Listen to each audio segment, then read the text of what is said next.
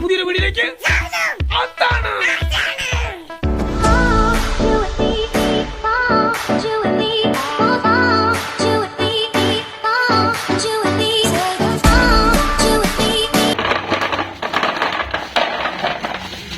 Hello guys, അപ്പോൾ എല്ലാവർക്കും ഞങ്ങളുടെ ഒരു പുതിയ വീഡിയോയിലേക്ക് വീണ്ടും സ്വാഗതം.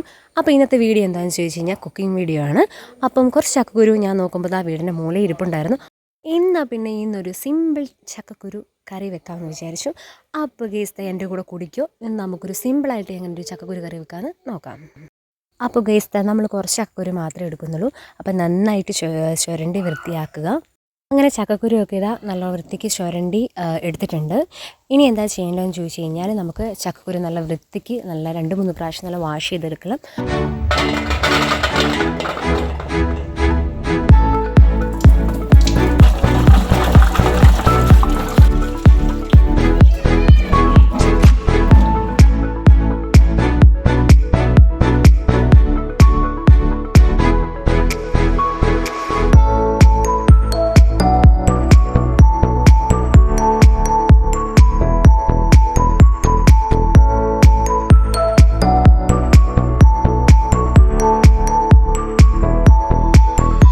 ചക്കക്കുരുവൊക്കെ നമ്മൾ നല്ല വൃത്തിക്ക് കഴുകിയെടുത്ത് നടുകെ കീറിയിട്ട് നമ്മളിതാ കുക്കറിലാണ് വെക്കാൻ വേണ്ടി പോകുന്നത്.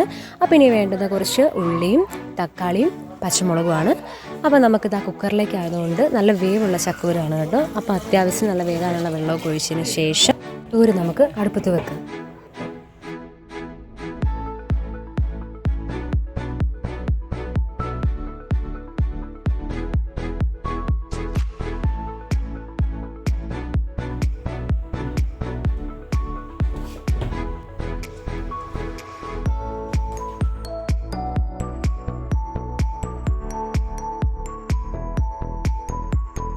രണ്ട് വിസിലൊക്കെ കഴിഞ്ഞപ്പോഴേക്കും ചക്കക്കുരു നല്ല അടിപൊളിയായിട്ട് വെന്തുടഞ്ഞ് വന്നിട്ടുണ്ട്.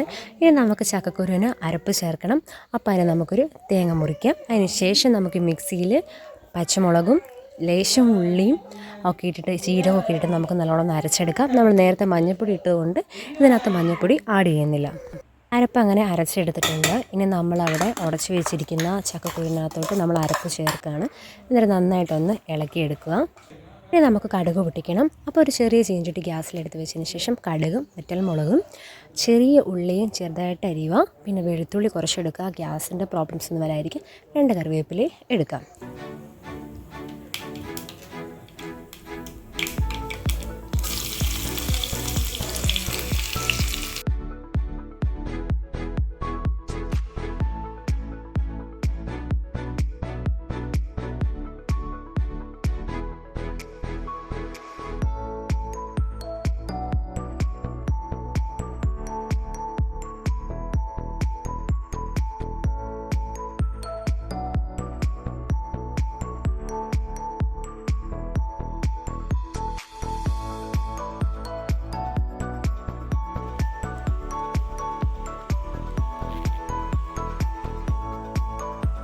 അപ്പോൾ ഗേസ് ചക്കക്കുരു കറി റെഡി ആയിട്ടുണ്ട്.